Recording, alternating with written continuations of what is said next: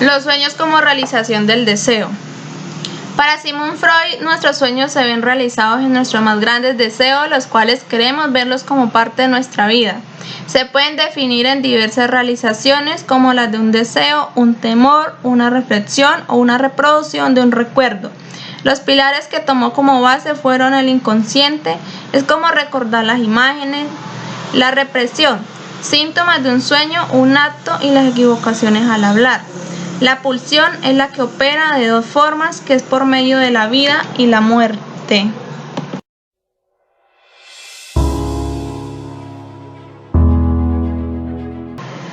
Fuentes personales: los sueños del padre y la madre de Freud.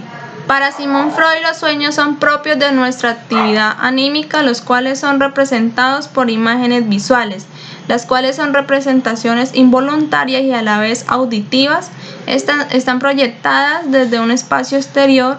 Para Freud, sospechaba que el sueño de alguna manera estaba conectado con sentimientos de culpa aún más profundos.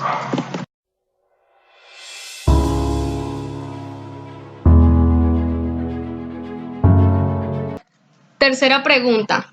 Contenido manifiesto y latente de los sueños.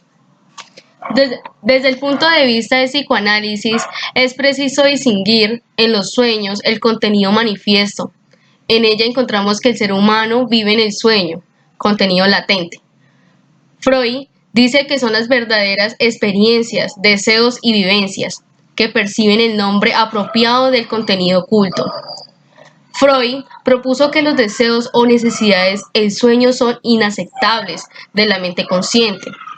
Estas imágenes ocultos fueron atravesados por el procesamiento primario, que se pusieron de una manera entre 4 mecanismos del procesamiento de sueño.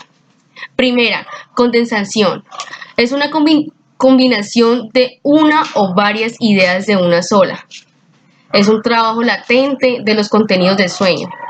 Implicación libre de las ideas combinadas. Segunda, desplazamiento. Es una técnica que emplea la agencia de la censura. Esto quiere decir que comienza en el contenido latente, pero omitiendo un vínculo con el contenido manifiesto. Por ejemplo, el soñador se queda con la impresión de haber soñado una consecuencia de pensamiento muy extraña. Tercera, representación visual. Un ejemplo que empleó Freud son ideas abstractas de posesión que pueden convertirse en el acto visualmente concreto. Un ejemplo, los niños suelen emplear esta estrategia para proteger una posesión preciada e impedir que la tome un compañero. Cuarta, revisión secundaria. En cierto sentido, el preconsciente somete a los elementos del sueño. Por ejemplo, un sueño particular puede tener una carga emocional desagradable de distintas formas, donde el desplazamiento no son suficientes para satisfacer todas las demandas de la censura del sueño. Freud en 1900 dijo: después de todo, es solo un sueño.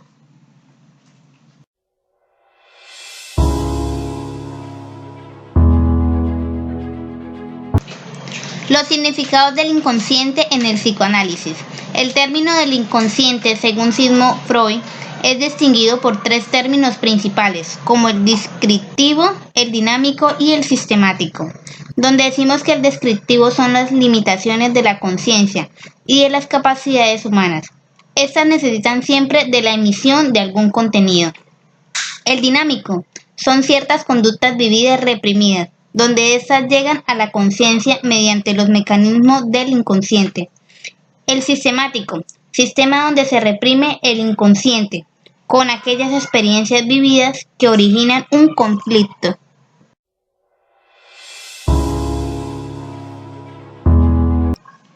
Siguiente pregunta. Metapsicología de la represión. Término creado por Sigmund Freud. La metapsicología elabora un conjunto de modelos conceptuales más o menos distantes de la experiencia, tales como la ficción de un aparato psíquico, dividido en instancias, la teoría de las pulsaciones, el proceso de la represión. La metapsicología considera 3 puntos de vista: la dinámica, la tópica y la económico. La tópica, distintos sistemas con pulsiones y características diferentes. La dinámica, conflictos de fuerza entre lugares psíquicos. La económica, circulación y distribución de energía pulsional.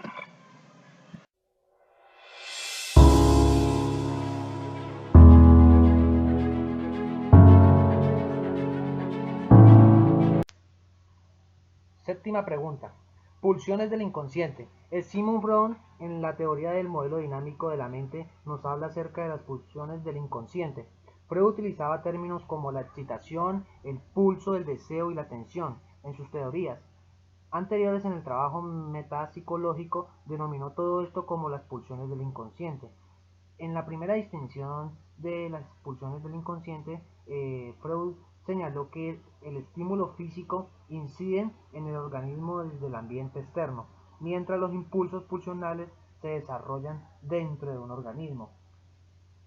Segunda distinción, Freud decía que la característica distintiva de la estimulación que se origina en el ambiente tiene solo un impacto temporal en el organismo, mientras que la excitación pulsional interna solo termina cuando se satisface la necesidad del tejido, que dio lugar a la pulsión. Por ende puede pensarse en las pulsiones como necesidades que buscan una satisfacción apropiada. Freud decía que en su análisis regresaba a su idea anterior del sistema nervioso como un aparato que funciona para reducir la estimulación y la excitación al nivel más bajo posible. En su opinión, Freud decía que el sistema nervioso se asigna la tarea de dominar los estímulos. O sea, ejemplo, que una pulsión es una representación mental o necesidad física o corporal.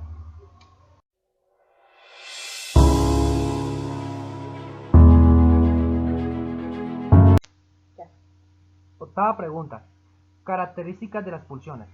Primero que todo, Freud tenía cuatro importantes características de la pulsión. Primero que todo está la presión. La presión era en donde se describe cómo la presión es la cantidad de fuerza o potencia de la demanda que hace la pulsión a la mente, como por ejemplo la privación del alimento durante 24 horas que produce mayor presión pulsional, en que la privación por apenas son 4 horas. Segunda característica se encuentra el propósito. Es que Freud decía que todos los impulsos pulsionales se esfuerzan por llegar a una meta o propósito. Ejemplo, la satisfacción o reducción de la tensión. Tercera característica, objeto. Para tener un propósito último de satisfacción, la pulsión debe buscar un objeto concreto, por lo regular externo, que tenga el poder de reducir su tensión, como por ejemplo, algunos prisioneros recluidos con miembros del mismo sexo pueden recurrir a la gratificación sexual como sustituto de la gratificación heterosexual. Cuarta característica se encuentra la fuente. Freud decía que la fuente son las pulsiones que se reciben en los procesos fisioquímicos del cuerpo, como por ejemplo las pulsiones sexuales que tienen sus fuentes fisiológicas en las secreciones hormonales, en la actividad del sistema nervioso central, en la excitación genital.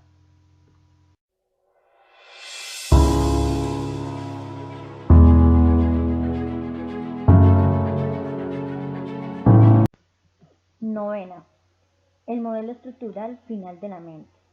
Ernest Jones, biógrafo de Freud y psicoanalista, encontró muy poco apoyo en la biología o en la medicina para la pulsión de muerte. Sugirió que la propuesta de Freud del concepto solo podía entenderse en términos de su reacción personal de la perspectiva de su muerte. Esta posibilidad era recalcar, de manera periódica, en la mente de Freud por la pérdida de algunos miembros de su familia.